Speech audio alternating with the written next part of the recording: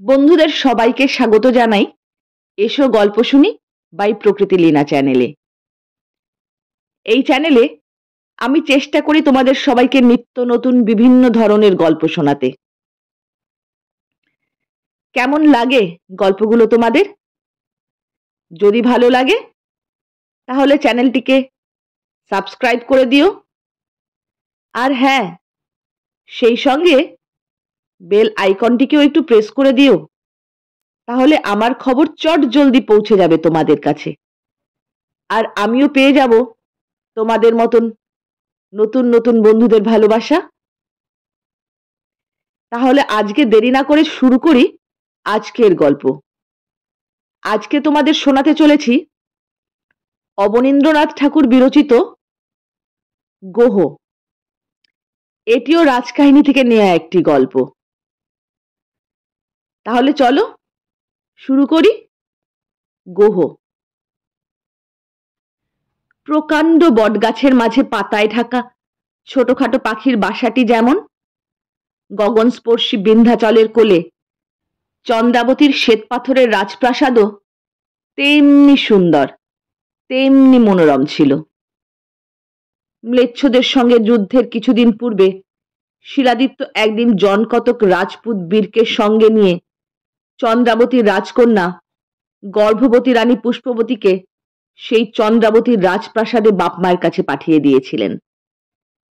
তার মনে বড় ইচ্ছে ছিল যে যুদ্ধের পর শীতকালটা বিন্ধ্যাচলের শিখরে নির্জনে সেই শ্বেতপাথরের প্রাসাদে রানী পুষ্পবতীকে নিয়ে আরামে কাটাবেন।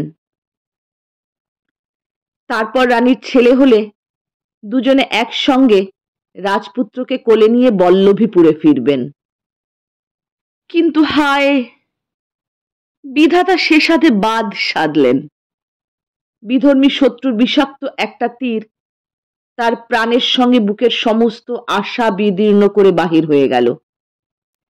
শিলাদিত্য যুদ্ধক্ষেত্রে প্রাণ হারালেন। তার আদরের মহিষী পুষ্পবতী চন্দ্রাবতীর সুন্দর প্রাসাদে একাকিনী পড়ে রইলেন। বিন্ধ্যাচলের গায়ে রাজ অন্তপুরে যেদিকে পুষ্পবতীর ঘর ছিল, ঠিক তার সম্মুখে পাহাড় থেকে 50 গজ নিচে বল্লভীপুরে যাবার পাকা রাস্তা। পুষ্পবতী সেইবার চন্দ্রাবতীতে এসে যত্ন করে নিজের ঘরখানির ঠিক সম্মুখে দেয়ালের মতো সমান সেই পাহাড়ের গায়ে 25 গজ উপরে যেন শূন্যের মাঝখানে ছোট্ট একটি শ্বেতপাথরের বারান্দা বসিয়েছিলেন।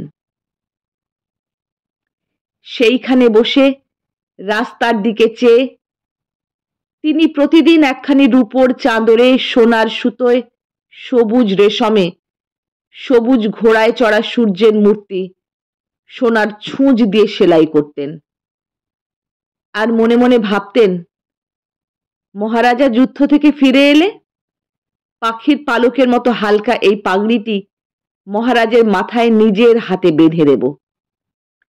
তারপর দুজনে মিলে 25 গজ ভাঙনের গায়ে পাতলা একখানি মেঘের মতো সাদা শ্বেত পাথরের সেই বারান্দায় বসে মহারাজের মুখে যুদ্ধের গল্প শুনব।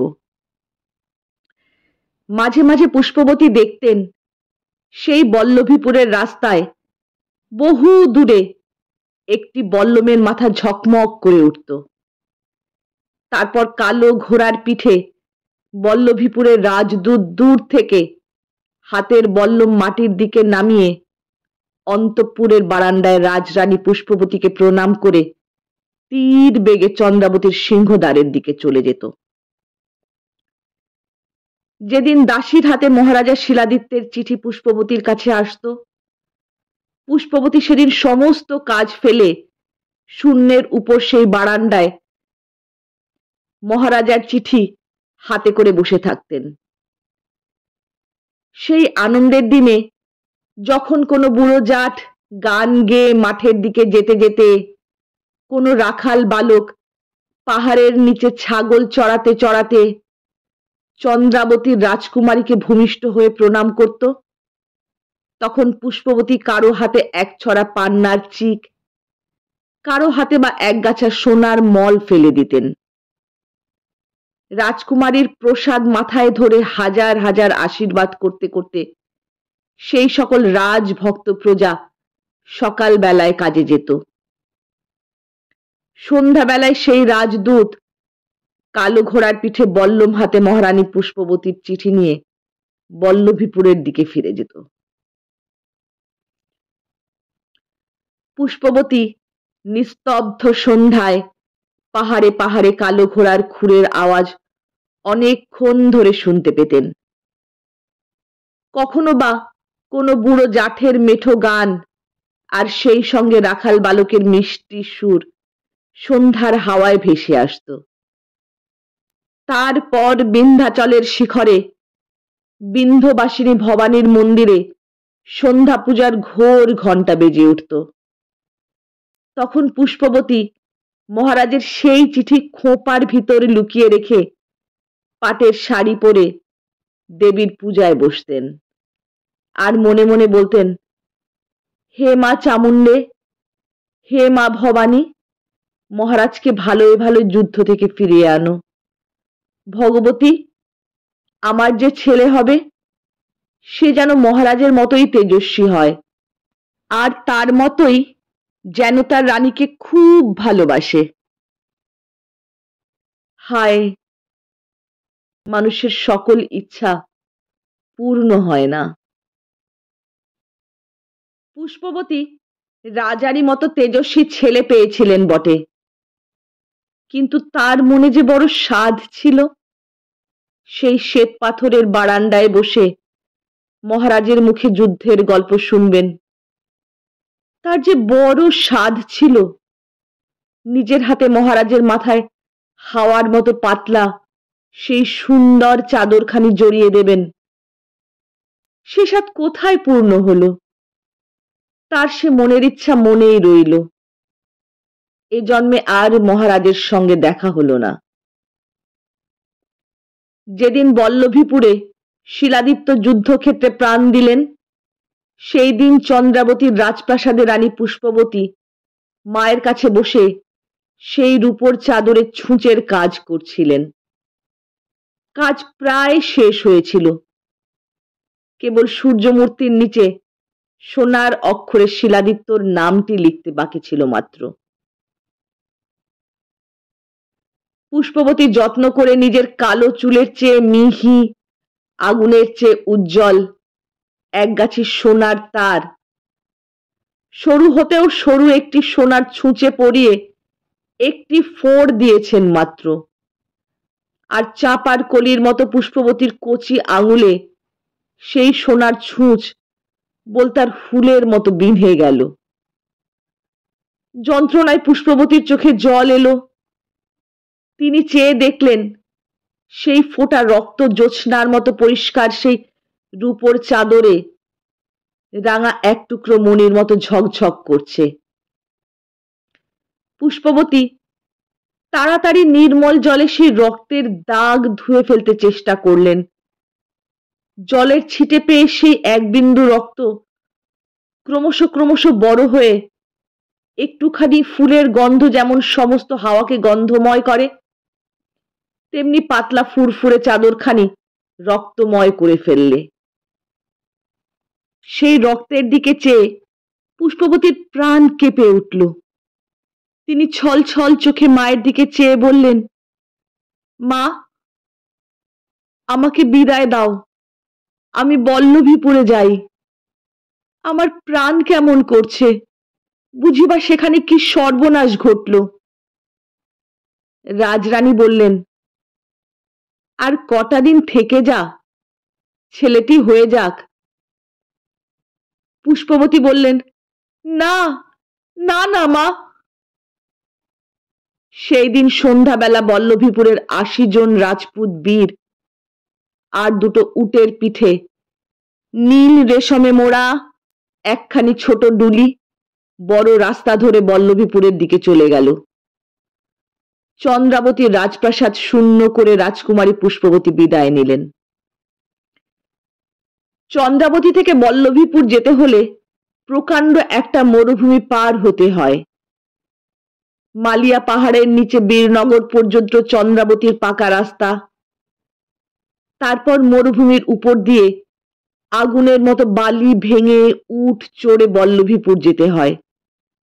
আর অন্য পথ নেই। পুষ্পবতী সেই পথের শেষে মরুভূমির সম্মুখে এসে শুনতে পেলেন যে শিলাদিত্য আর নেই। বিধর্মী ম্লেচ্ছ বল্লভীপুর ধ্বংস করেছে। পুষ্পবতীর চোখে এক ফোঁটা জল পড়ল না, তার মুখে একটিও কথা সরল না। কেবল তার বুকের ভিতরটা সম্মুখের সেই মরুভূমির মতন ধু করতে লাগলো। তিনি লক্ষ লক্ষ টাকার হীরের গয়না গা থেকে খুলে বালির উপর ছড়িয়ে দিলেন। সিঁথির সিঁদুর মুছে ফেললেন। তারপর উদাস প্রাণে বিধবার বেশ ধরে শিলাদিত্যের আদরের মহিষী পুষ্পবতী সন্ন্যাসিনীর মতো সেই মালিয়া পাহাড়ের প্রকাণ্ড গহ্বরে আশ্রয় নিলেন। মরুপারে 10 মাস 10 দিন পূর্ণ হলে সন্ন্যাসিনী রানীর কোলে অন্ধকার গুহায় রাজপুত্রের জন্ম হল। নাম রইল গোহ। রানী পুষ্পবতী সেই দিনই বীরনগর থেকে তার ছেলেবেলার প্রিয় সখী ব্রাহ্মণী কমলাবতীকে ডেকে পাঠিয়ে সেই 80 জন রাজপুত বীরের সম্মুখে তার বড় সাধের রাজপুত্র গোহকে সঁপে দিয়ে বললেন, প্রিয় সখী, তোমার হাতে আমার গোহকে সঁপে দিলুম। তুমি মায়ের মতো একে মানুষ করো। তোমায় আর কি বলবো ভাই, দেখো রাজপুত্রকে কেউ না অযত্ন করে। আর ভাই, যখন চিতার আগুনে আমার এই দেহ ছাই হয়ে যাবে, তখন আমার সেই এক মুঠো ছাই কার্তিক পূর্ণিমায় কাশীর ঘাটে গঙ্গা জলে ঢেলে দিও, যেন আমাকে জন্মান্তরে আর না বিধবা হতে হয়।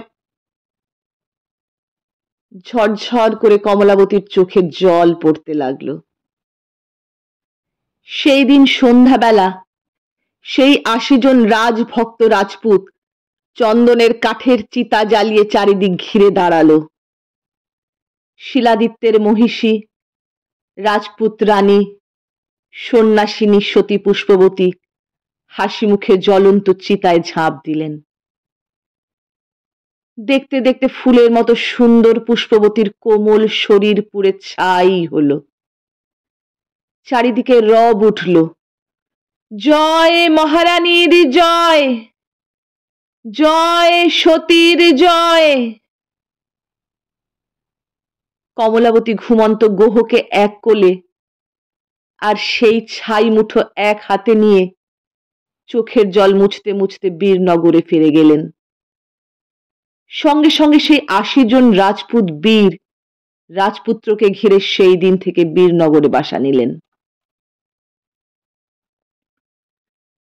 চন্দ্রাবতী রাজরানী অনেকবার গোহকে চন্দ্রাবতীতে নিয়ে যেতে চেয়েছিলেন, কিন্তু বল্লভীপুরের তেজস্বী সেই রাজপুত বীরের দল গোহকে কিছুতেই ছেড়ে দেননি।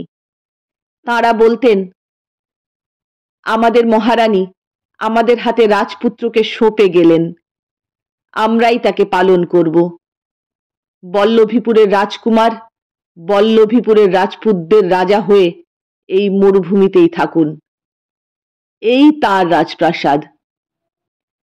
গোহ সেই বীরনগরে কমলাবতীর ঘরে মানুষ হতে লাগলেন। কমলাবতী গোহকে ব্রাহ্মণের ছেলের মতো নানা শাস্ত্রে পণ্ডিত করতে চেষ্টা করতেন, কিন্তু বীরের সন্তান গোহের লেখাপড়া পছন্দ হতো না। তিনি বনে বনে পাহাড়ে পাহাড়ে কোনোদিন ভিলেদের সঙ্গে ভিল বালকের মতো, কোনোদিন বা সেই রাজপুত বীরদের সঙ্গে রাজার মতো, কখনো ঘোড়ায় চড়ে মরুভূমির উপর সিংহ শিকার করে, কখনো বা জাল ঘাড়ে বনে বনে হরিণের সন্ধানে ঘুরে বেড়াতেন। মালিয়া পাহাড়ের নিচে বীরনগর, সেখানে যত শিষ্ট শান্ত নিরীহ ব্রাহ্মণের বাস।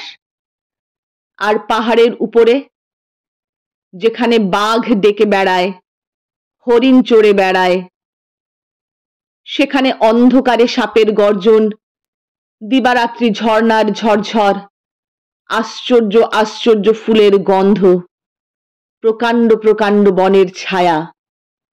সেখানে সেই সকল অন্ধকার বনে বনে ভিল রাজ মাণ্ডলিক সাপের মতো কালো, বাঘের মতো জোরালো, সিংহের মতো তেজস্বী, অথচ ছোট একটি ছেলের মতো সত্যবাদী, বিশ্বাসী, সরল প্রাণ ভিলের দল নিয়ে রাজত্ব করতেন। গোহ একদিন সেই সকল ভিল বালকদের সঙ্গে ভিল রাজত্বে ঘোড়ায় চড়ে উপস্থিত হলেন।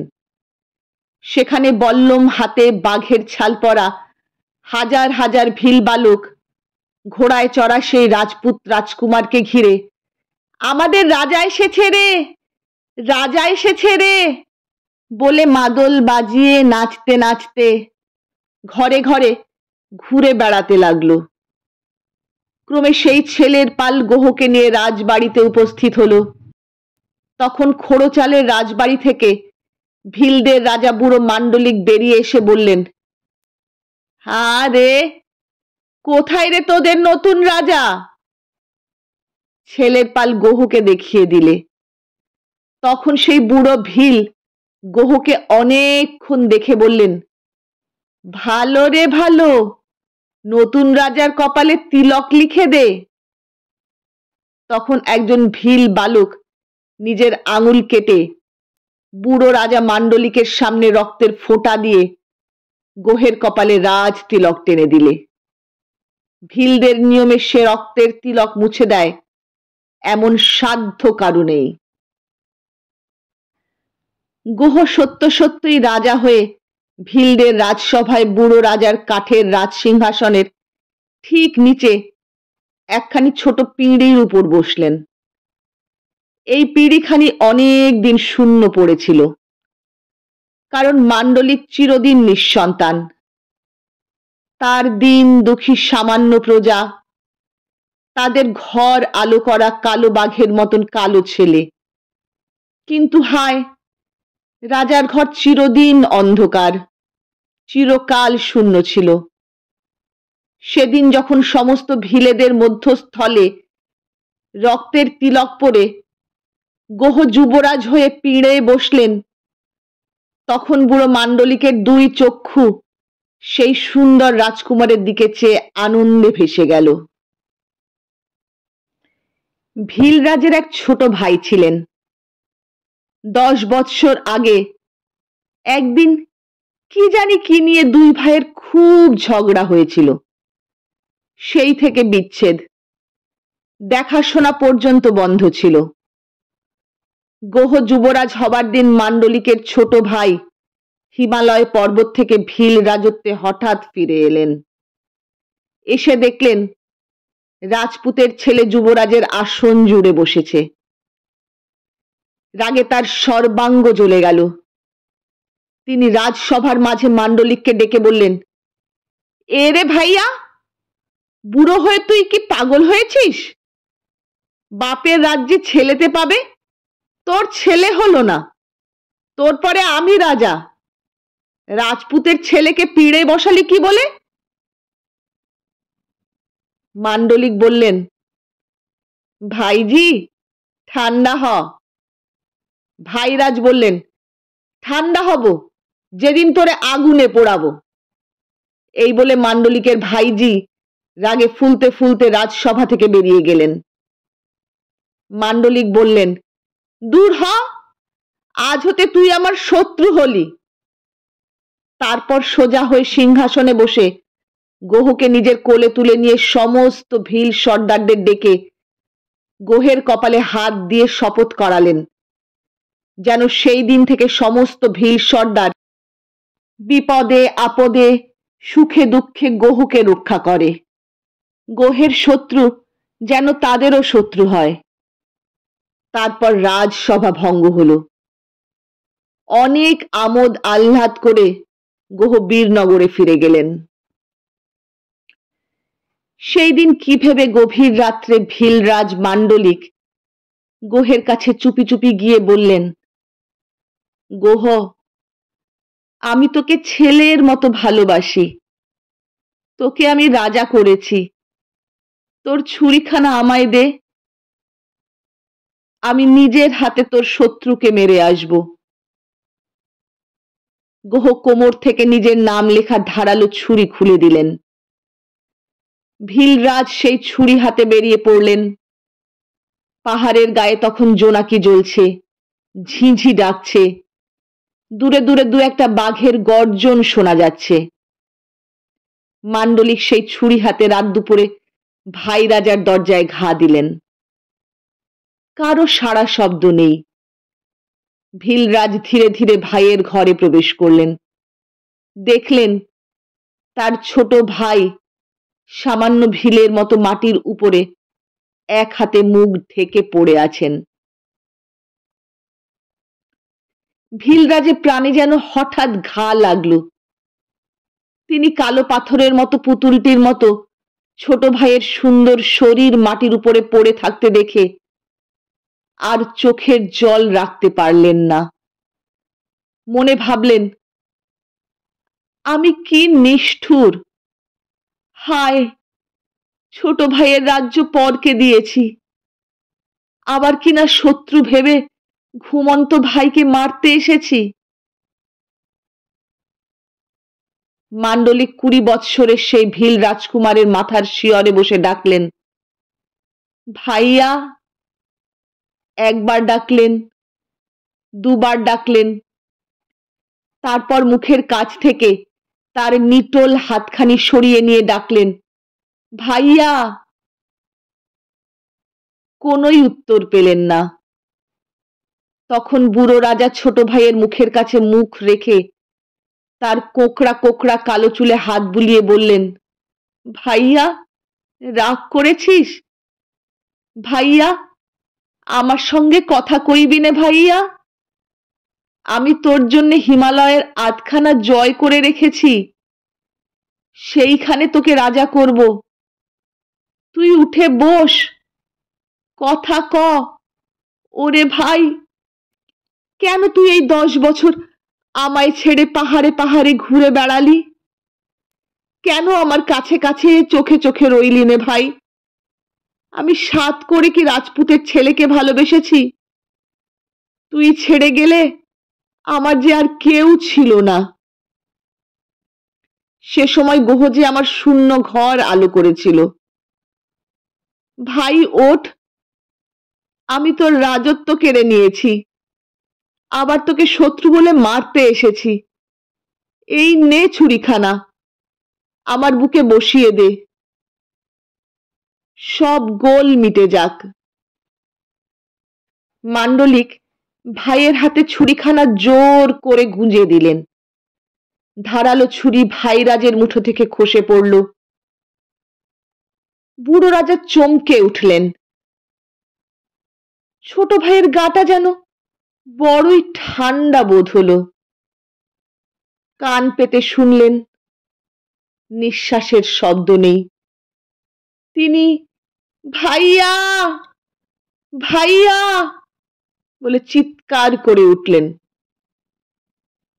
তার সমস্ত রাগ মাটির উপর মরা ভাইকে ছেড়ে রাজ সিংহাসনে গোহের উপরে গিয়ে পড়ল। গোহ যদি না থাকতো তবে তো আজ 10 বৎসর পরে তিনি ছোট ভাইটিকে বুকে ফিরে পেতেন।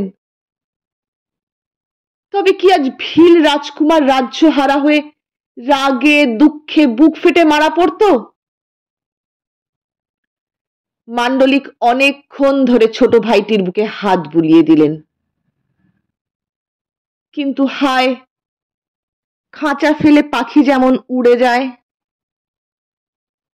তেমনি সেই ভিল বালকের সুন্দর শরীর শূন্য করে প্রাণ পাখি অনেকক্ষণ উড়ে গেছে।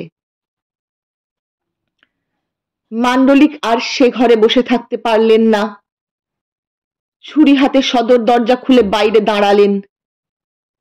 তার প্রাণ যেন কেঁদে কেঁদে বলতে লাগলো, গোহরে, তুই কি করলি? আমার রাজ্য নিলি, রাজ সিংহাসন নিলি, ভাইয়ে ভাইয়ে বিচ্ছেদ ঘটালি।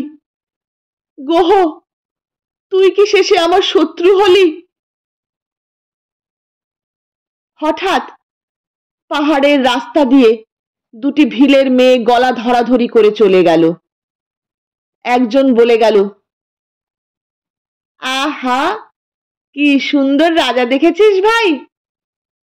আর একজন বললে, নতুন রাজা যখন আমার হাতে ধরে নাচতে লেগেছিল তখন তার মুখখানা যেন চাঁদ পাড়া দেখলুম। মান্ডলিক নিঃশ্বাস ফেলে ভাবলেন, হায়, এরই মধ্যে আমার প্রজারা বুড়ো রাজাটাকে ছেঁড়া কাপড়ের মতন ছেড়ে ফেলেছে। ভিলরাজের মনে হলো যেন পৃথিবীতে তার আর কেউ নেই। তিনি শূন্য মনে পূর্ণিমার প্রকাণ্ড চাঁদখানার দিকে চেয়ে রইলেন। সেই সময় কালো ঘোড়ায় চড়ে দুইজন রাজপুত ভিলরাজের সামনে দিয়ে চলে গেল। একজন বললে, ভাই, রাজকুমার আজ শুভ দিনে ভিল রাজত্বের রাজসিংহাসনে না বসে সকলের সামনে যুবরাজের আসনে বসে রইলেন কেন? অন্যজন বললে, গোহ প্রতিজ্ঞা করেছেন যতদিন বুড়ো রাজা বেঁচে থাকবেন ততদিন তিনি যুবরাজের মতন তার পায়ের কাছে বসবেন। মান্ডলিকের প্রাণ যেন আনন্দে পরিপূর্ণ হলো। তিনি হাসি মুখে মনে মনে বললেন, ধন্য গোহ, ধন্য তার ভালোবাসা। হঠাৎ সেই অন্ধকারে কার নিঃশ্বাসের শব্দ শোনা গেল। মান্ডলিক ফিরে দেখলেন ছোট ভাইয়ের প্রকাণ্ড শিকারী কুকুরটা নিঃশব্দে অন্ধকারে দীর্ঘ নিঃশ্বাস ফেলছে। বুক যেন তার ফেটে গেল। তিনি ভাই রে বলে পাহাড়ের উপর আছাড় খেয়ে পড়লেন। পাথরের গায়ে লেগে গোহের সেই ছুরি শিকারী কুকুরের দাঁতের মতো ভিল রাজার বুকে সজোরে বিঁধে গেল। পাহাড়ে পাহাড়ে শেয়ালের পাল চিৎকার করে উঠল, হায় হায় হায় হায় হায় হায় হায় হায়। পরদিন সকালে একজন রাজপুত পাহাড়ের পথে বীরনগরে যেতে যেতে এক জায়গায় দেখতে পেলেন ভিল রাজের রক্ত মাখা দেহ, বুকে মহারাজ গোহের ছুরি বেঁধা। রাজপুত সেই ছুরি হাতে গোহের কাছে এসে বললেন, মহারাজ, করেছ কি? আশ্রয়দাতা চিরবিশ্বাসী ভিল রাজাকে খুন করেছ? গোহ তৎক্ষণাৎ সেই রাজপুতের মাথা কেটে ফেলতে হুকুম দিলেন। তারপর সেই রক্তমাখা ছুরি কোমরে গুঁজে দুই হাতে চোখের জল মুছে ভাই রাজার সঙ্গে প্রাণের চেয়ে প্রিয় মান্ডলিককে চিতার আগুনে তুলে দিলেন। সূর্যবংশের রাজপুত্র গোহ ভিল রাজের রাজ সিংহাসনে বসে রাজত্ব করতে লাগলেন। আজকের মতন শেষ হলো রাজকাহিনী থেকে নেয়া গল্প গোহ। কেমন লাগছে গল্পগুলো শুনতে? যদি ভালো লাগে তাহলে please please please like, share আর চ্যানেলকে সাবস্ক্রাইব করে দিও, আর সেই সঙ্গে বেল আইকনটিও প্রেস করে দিও। তাহলেই আমিও পেয়ে যাব তোমার মতন একজন বন্ধুকে। তাহলে আজকের মতন আসি, ভালো থেকো, টাটা।